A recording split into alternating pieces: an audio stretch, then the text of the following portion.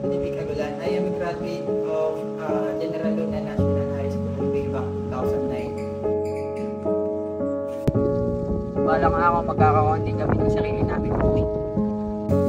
Naibalang ako makakabili din ako ng sarili natin buhay. Baka hindi na tayo marikusaka.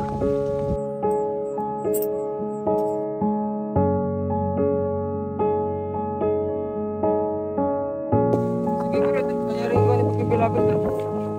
You have to accept the fact na nahihirapan ka kung panahon na yun, pero hindi ka habang buhay na hirap. Pagka panghawakan mo yung pangarap mo, then tulad nga na sinabi ko kanina, naghihirap ka ngayon, pero pagdating ng panahon, is masusuklian mo yung lahat ng paghihirap mo.